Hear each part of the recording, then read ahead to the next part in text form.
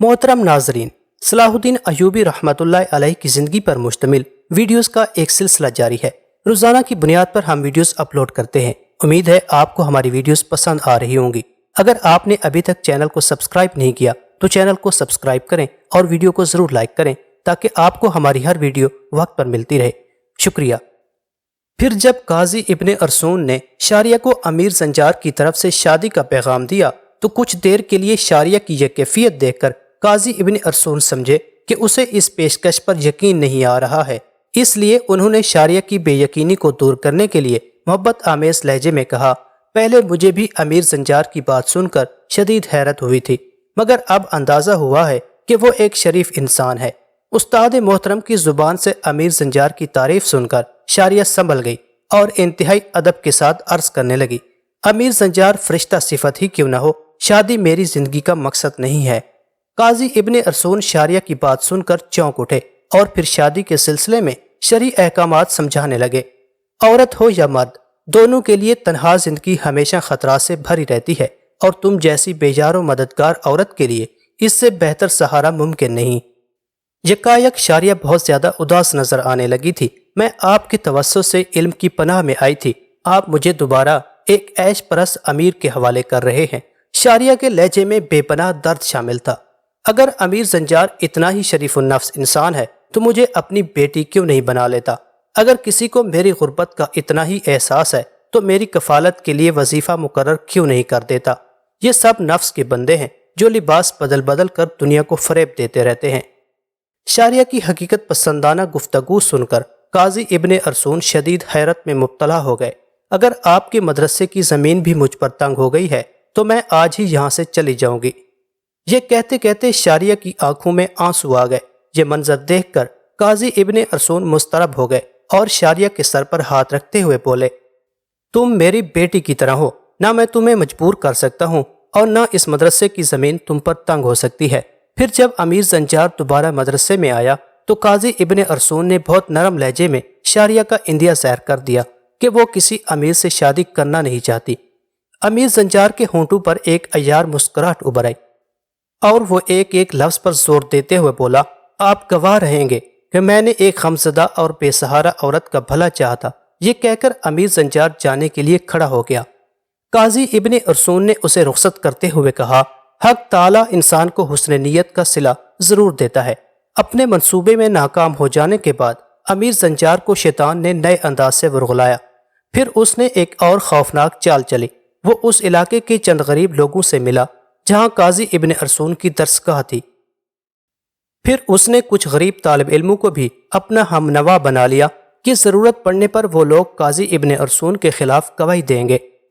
इन तमाम नादार लोगों को अमीर ज़ंजार ने पैसे देकर खरीदा था। अपना दूसरा शैतानी मंसूबा तरतीब देने के बाद अमीर ज़ंजार एक दिन सुल्तान नूरुद्दीन महमूद जंगी से तन्हाई में मिला। पहले उसने सुल्तान आदिल की शान में एक तवील कसीदा पढ़ा। बेशक हम गुमराह थे मगर आपने हमें हिदायत की राह दिखाई। सुल्तान नूरुद्दीन महमूद जंगी खामोशी से अमीर ज़ंजार के मुबालगा आमेज सताइशी कलमात सुनता रहा। फिर जब अयार अमीर खामोश हुआ तो सुल्तान आदिल ने पुरसोस लहजे में कहा, तमाम तारीफें और पढ़ाइयाँ सिर्फ अल्लाह ताला के लिए हैं और वही इंसानों को हिदायत देता है, मगर आज तुम्हें इस तारीफ की क्या जरूरत पेश आ गई? यकायक सुल्तान नूरुद्दीन महमूद जंगी के लहजे से तंज झलकने लगा था। सुल्तान की ज़ियानत व फरासत ने अंदाज़ा कर लिया था कि अमीर ज़ंजार की ये खुशामदाना गुफ्तगू बेसबब नहीं है। यकीनन वो कोई ख़ास मकसद लेकर आया है। सुल्तान आदिल, आपने मुझे सबसे ज़्यादा नाजुक जिम्मेदारी सौंपी है कि मैं आपको अवामी राय से आगाह करता रहूं। अमीर ज़ंजार ने बड़े आजिज़ाना लहजे में कहा। वो सुल्तान नूरुद्दीन महमूद जंगी के शोबा जासूसी का एक अफसर था। इस मनसब पर 3 और मोतबर अफराद भी फायज थे। अमीर ज़ंजार ने अपने इसी ओहदे से फ़ायदा उठाने की कोशिश की थी। मैं जानता हूँ, तुम अपना मुद्दा बयान करो। सुल्तान नूरुद्दीन महमूद जंगी ने पुरचलाल लहजे में कहा। काजी इब्ने अरसून की वजह से कुछ लोगों में बदगुमानियां पैदा हो रही हैं। आखिर बहुत सोच समझकर अमीर ज़ंजार ने अपनी पहली चाल चल दी और सुल्तान नूरुद्दीन महमूद जंगी के चेहरे पर अपनी चाल का रद्द अमल तलाश करने लगा। कैसी बदगुमानी! एक लम्हे में सुल्तान आदिल के चेहरे का रंग बदल गया। क्या कोई मजहबी मामला है? मजहब से इसका ताल्लुक है भी और नहीं भी। अमीर ज़ंजार लफ्ज़ चबा चबा कर बोल रहा था। عام طور پر یہ طرز گفتگو عیاری اور شرارت کا غماز ہوتا ہے۔ مقامی لوگوں اور کچھ طالب علموں کو قاضی صاحب کے اس عمل پر اعتراض ہے کہ انہوں نے اپنی درسگاہ میں ایک خوبصورت کنیز کو رکھا ہے جہاں ان کا ایک شاگرد اور آپ کا مصاحب خاص یوسف یعنی صلاح الدین اس کنیز سے ملنے کے لیے بلا ناغہ آتا ہے۔ محلے کے لوگ آپ کے روب و جلال کی وجہ سے خاموش رہتے ہیں، ورنہ حقیقت یہ ہے کہ اس سے منصب قضا بھی بدنام ہو رہا ہے اور دینی درسگاہ کا تقدس بھی، اور سب سے بڑھ کر یہ کہ سلطان عادل کے دور اقتدار میں یہ ناانصافی کیوں؟ امیر زنجار کی گفتگو سن کر سلطان نور الدین محمود زنگی کے چہرے پر فکر و تشویش کا رنگ ابھر آیا۔ امیر زنجار کے خیال کے مطابق اس نے قاضی ابن ارسون کی بے داغ قبا کے دامن میں ایک انگارہ ڈال دیا تھا۔ پھر اس انگارے کو دہکانے کے لیے امیر زنجار نے اپنے غلیظ دامن کی ہوا دینے کی کوشش کی۔ ابھی تو کچھ لوگ سرگوشیوں میں باتیں کر رہے ہیں، کل یہی زبانیں سر عام کھلیں گی اور پھر دیکھتے ہی دیکھتے نکارہ بن جائیں گی۔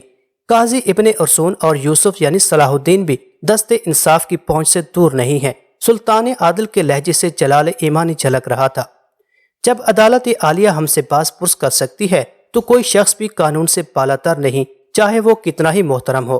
سلطان نور الدین محمود زنگی کی خلوتگاہ سے نکل کر وہ فتنہ گر امیر نجم الدین ایوب اور اسد الدین شیر کوہ کے پاس پہنچا اور اس نے اپنی چرب زبانی سے جہاں بھی آگ لگا دی۔ میں خود بھی عزت دار ہوں اور عزت داروں کو رسوائی سے بچانا اپنا فرض سمجھتا ہوں۔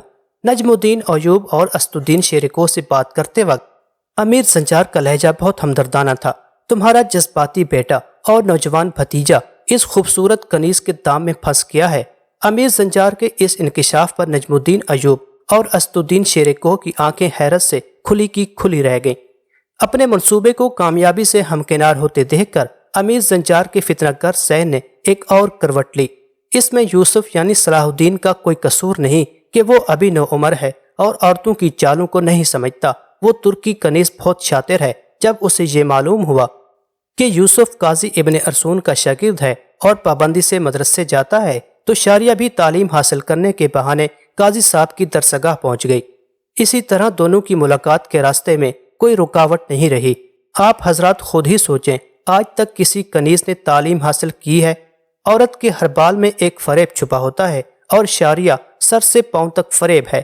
اپنی نیک نامی کو بچانے کی فوری تدبیر کریں، ورنہ یہ معزز خاندان سلطان عادل کی نظروں سے بھی گر سکتا ہے۔ امیر زنجار نجم الدین ایوب کے گھر آگ لگا کر رخصت ہوا۔ اب اسے پورا یقین تھا کہ چند روز میں شاریہ قاضی ابن ارسون کے مدرسے سے نکال دی جائے گی، پھر اس کے سر پر کوئی سائبان نہیں رہے گا۔ مسائل کی دھوپ اسے جلا ڈالے گی اور پھر وہ اس کی پناہ میں آ جائے گی۔ یوسف یعنی صلاح الدین امیر زنجار کی سازشوں سے بے خبر اپنی فوجی مشقوں میں مصروف تھا۔ پھر جب وہ سورج کی تمازت سے جھلسے ہوئے چہرے، شمشیر زنی کی مشقت سے ٹوٹے ہوئے بدن کے ساتھ اپنے گھر آیا تو ایک اذیتناک ہنگامہ اس کا منتظر تھا۔ ایک کمرے میں نجم الدین ایوب، اسد الدین شیر کوہ اور زبیدہ جمع تھے۔ یوسف یعنی صلاح الدین اس قدر تھکا ہوا تھا کہ وہ عشاء کی نماز پڑھ کر فوری طور پر سو جانا چاہتا تھا، مگر ملازمہ نے بتایا کہ مردانہ نشستگاہ میں اس کا انتظار کیا جا رہا ہے۔ یوسف نے بلا تاخیر اپنے جنگی ہتھیار اتارے اور تیزی سے اس کمرے میں داخل ہو گیا۔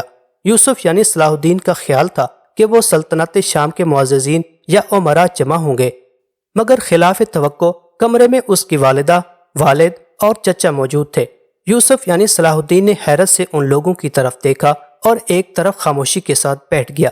زبیدہ اور اسد الدین شیر کوہ کے چہروں پر گہری سنجیدگی اور کسی قدر اداسی چھائی ہوئی تھی، مگر نجم الدین ایوب کے چہرے سے شدید ناگواری کا اظہار ہو رہا تھا۔ ابھی یوسف صورتحال کو سمجھنے بھی نہیں پایا تھا کہ نجم الدین ایوب کی تیز آواز کمرے میں گونجی، یوسف مجھے تم سے یہ امید نہیں تھی کہ تم بدعہدی کرو گے اور باپ کی نافرمانی کے مرتکب ہو گئے۔ یہ کہہ کر نجم الدین ایوب نے امیر زنجار کی پوری گفتگو بیٹے کے سامنے دہرا دی۔ نجم الدین ایوب، اسد الدین شیر کوہ اور زبیدہ کا خیال تھا کہ اس انکشاف پر صلاح الدین گھبرا جائے گا، لیکن حیرت انگیز طور پر یوسف کی استقامت میں کوئی فرق نہیں آیا۔ اس نے انتہائی مؤدب اور ٹھہرے ہوئے لہجے میں نجم الدین ایوب کو مخاطب کرتے ہوئے کہا، بابا محترم، امیر زنجار کی فراہم کردہ اطلاعات حرف بحرف درست ہیں۔ شاریہ ترک دنیا کر کے استاد گرامی کے مدرسے کے ایک گوشے میں جا پڑی ہے۔ میں کبھی کبھی اس سے ملنے چلا جاتا ہوں، بس اس سے زیادہ کسی بات میں کوئی صداقت نہیں۔ میرا سوال یہ ہے کہ تم اس سے ملتے ہی کیوں ہو؟ نجم الدین ایوب کی آواز سے غصہ جھلک رہا تھا۔ میں نے اس بدنام کنیز کے اپنے گھر آنے پر پابندی لگائی تھی، مگر تم نے اس سے ملنے کا دوسرا راستہ تلاش کر لیا۔ اسے بدنام کنیز نہ کہیں بابا محترم۔ یوسف صلاح الدین کا لہجہ اداس ہو گیا تھا۔ وہ ایک مظلوم لڑکی ہے جو امیرانہ مظالم کا شکار ہو کر رسوائی کا ہدف بن گئی ہے، اور اب تم اس کنیز کے حوالے سے میری رسوائی کا سبب بن رہے ہو۔ نجم الدین ایوب کی ناراضگی اور لہجے کی سختی میں مزید اضافہ ہو گیا تھا۔ اسد الدین شیرے کو اپنے بڑے بھائی اور بھتیجے کی گفتگو بہت غور سے سن رہا تھا۔ میں اس لڑکی سے ملنے پر مجبور ہوں بابا۔ صلاح الدین کا لہجہ بدستور اداس تھا۔ تمہاری یہی مجبوری تو گمراہی کے راستے کی نشاندہی کر رہی ہے۔ نجم الدین ایوب بیٹے کے اس جواب پر غضبناک ہو گیا تھا۔ آخر وہ کون سی مجبوری ہے کہ جس کے باعث تم اپنے قدموں کو اس طرف جانے سے نہیں روک سکتے؟ نجم الدین ایوب نے بڑا مشکل سوال کر دیا تھا۔ صلاح الدین کے چہرے پر شدید ذہنی کشمکش کے آثار نمایاں ہو گئے اور وہ فوری طور پر اپنے باپ کے سوال کا جواب نہ دے سکا۔ اسد الدین شیرے کو اور زبیدہ بھی پلکیں جھپکائے بغیر یوسف یعنی صلاح الدین کی طرف دیکھنے لگے، جو اچانک بہت زیادہ پریشان نظر آنے لگا تھا۔ تمہاری یہی خاموشی تو مجرم ہونے کی دلیل پیش کر رہی ہے، نجم الدین ایوب نے انتہائی خفت لہجے میں کہا۔ آخر یوسف یعنی صلاح الدین کے ہونٹوں کو جنبش ہوئی، اس کی آنکھیں جھکی ہوئی تھی اور آواز میں ہلکی سی لڑکھڑاہٹ تھی۔ میں چاہتا تھا کہ آپ میری خاموشی کا مفہوم سمجھ لیں اور اپنے بیٹے کی بے گناہی پر اعتبار کر لیں، مگر افسوس ایسا نہیں ہوا۔ بالآخر میں لب کشائی کے لیے مجبور ہو گیا۔ مجھے یقین ہے کہ آپ میری اس بے باکانہ گفتگو کو معاف فرما دیں گے۔ یہ کہہ کر یوسف یعنی صلاح الدین چند لمحوں کے لیے خاموش ہو گیا۔ اسد الدین شیرے کو اور زبیدہ گھبرا گئے کہ یوسف یعنی صلاح الدین کے لہجے سے سرکشی کا رنگ جھلک رہا تھا۔ یہ تو بات کی بات ہے کہ تمہاری گستاخی کو معاف کیا جائے یا اس پر سزا دی جائے۔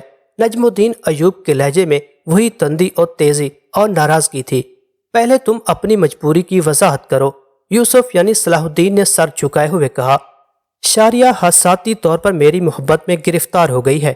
اس محبت نے اسے قاضی ابن ارسون کی درسگاہ تک پہنچایا تاکہ وہ خود کو کتابوں کے مطالعے میں گم کر دے اور سکون دل حاصل کر سکے۔ یوسف یعنی صلاح الدین کی گردن بدستور جھکی ہوئی تھی اور اس کی زبان سے الفاظ ٹوٹ کر ادا ہو رہے تھے۔ شاریہ کی بس ایک ہی خواہش ہے کہ میں کبھی کبھی اسے اپنا چہرہ دکھا دیا کروں۔ بس یہی وجہ ہے کہ میں جب بھی استاد گرامی کی خدمت میں حاضر ہوتا ہوں تو کچھ دیر کے لیے اس غمزدہ خاتون کے حجرے میں بھی چلا جاتا ہوں۔ تم اپنی اس حماقت کا انجام جانتے ہو، نجم الدین ایوب نے غضبناک لہجے میں کہا۔ تمہیں کیا معلوم کہ ہم نے کس قدر جانفشانی کے بعد اپنی جان کو خطرات میں ڈال کر سلطان عادل کا قرب حاصل کیا ہے۔ امیر زنجار شعبہ جاسوسی کا افسر اعلیٰ ہے۔ اگر اس نے یہ بات سلطان عادل کے کانوں تک پہنچا دی تو ہماری عزت کا یہ حمل ایک لمحے میں زمین بوس ہو جائے گا۔ میں سلطان عادل کے احسانات کو آخری سانس تک فراموش نہیں کروں گا۔ یوسف یعنی صلاح الدین نے سر اٹھایا، مگر عزت و ذلت تو اللہ تعالیٰ کے اختیار میں ہے۔ میں نے ایسا کوئی کام نہیں کیا جو میرے خاندان کی رسوائی کا باعث بنے۔ کیا تم اس کنیز یعنی شاریہ کے پاس جانا نہیں چھوڑ سکتے؟ بیٹے کا جواب سن کر نجم الدین ایوب کچھ اور برہم ہو گیا تھا۔ بابا محترم، میں شاریہ سے وعدہ کر چکا ہوں کہ جب تک زندہ ہوں اس سے ملنے آتا رہوں گا۔